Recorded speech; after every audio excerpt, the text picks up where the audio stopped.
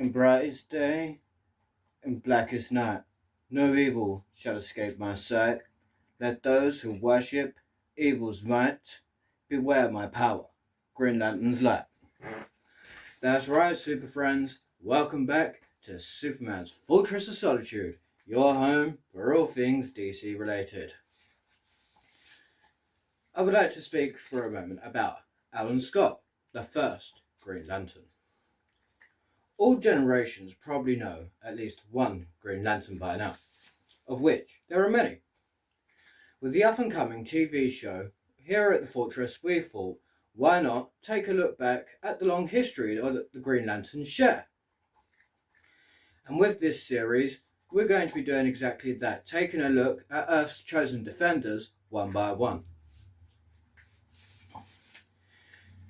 Effectively, intergalactic police officers fighting evil with the aid of a power ring, granting the chosen few powers that come from its wearer's imagination, fearlessness, and the electromagnetic spectrum of emotional willpower.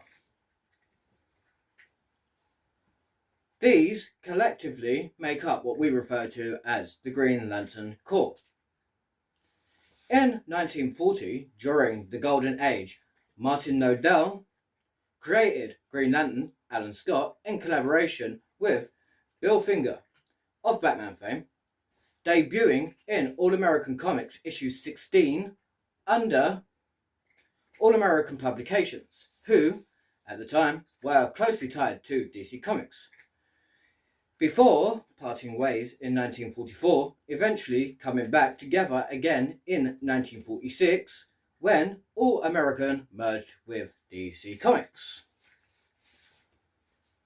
Now let's get into the nitty-gritty. Alan Scott, a railway worker who acquired his magical lantern after an accident. This lantern would speak to him, after which he would create a magical ring from the mystical Starheart. This ring would require charging every 24 hours. And its particular weakness, what is known as wood. Becoming the source of jokes within fan circles, this has been explained in universe originally as Alan's magic ring is tied to the green flame of life, meaning it could not be affected or control anything that originated from organic plant matter. Stories would later retcon this, however, explaining that this weakness was largely a mental one, stemming from an early fight where Alan was blindsided by a wooden club. Being the protector of other cities, his primary one was Gotham City, being the predecessor to the Batman. Fighting mainly humans, there was a few paranormal ones, like the immortal Vandal Savage and Solomon Grundy. Alan rose to popularity in the 1940s, featuring in All-American Comics as a founding member of the Justice Society of America, debuting in issue 3, 1940. Sometime after World War II ended, superhero popularity actually fell into a sharp decline. This was no different for Alan Scott, meaning his series would be cancelled in 1949, running for a total of 38 issues, with All-Star Comics issue 57 in 1951 being the end of Alan Scott for the golden age of comics. 8 years would pass. Now, in DC's Silver Age, they decided they wanted to reinvent the Green Lantern, doing so with Hal Jordan. They also brought back Alan Scott at this time, who would forever remain in the shadow of Hal, who was created to supplant Alan Scott. Reappearing in The Flash issue 137 in 1963, it would be stated that he now lives on Earth 2 as its defender.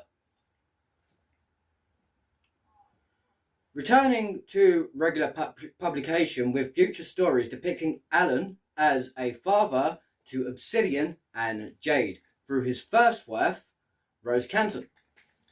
In 1976, All Star Comics returned, while Alan also featured in Action Comics.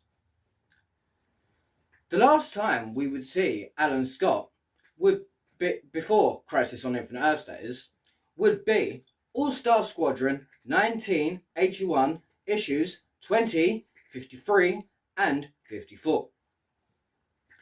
Being made part of DC's main continuity after post-Crisis, DC would attempt to retcon Alan and make him a part of changes that they had implemented to the Green Lanterns during Crisis. This would also mean that his ring now originally comes from a lantern called Yalan Gur, with the JSA now able to leave Limbo, receiving a new series in 1992. During 0 Hour Crisis in Times events, Alan Scott would witness several members of the JSA unalived. He would then give his ring to Kyle Rayner along with the title of Green Lantern. This ring would later become destroyed in a fight with the entity known as Parallax.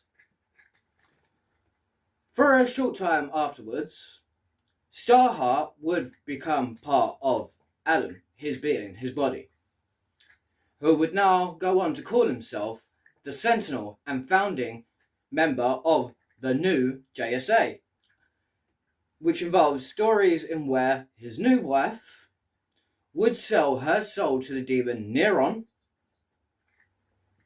Alan would eventually return to the moniker or the name of Green Lantern while the JSA fought Mordru.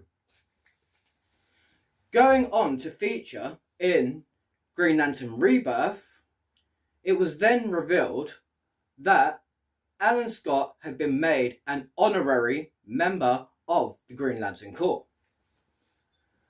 Continuing to feature in more stories and events with Infinite Crisis, Final Crisis, Blackest Night, Brightest Day, Doomsday Clock, Dark Knight's Death Metal, and the New Golden Age.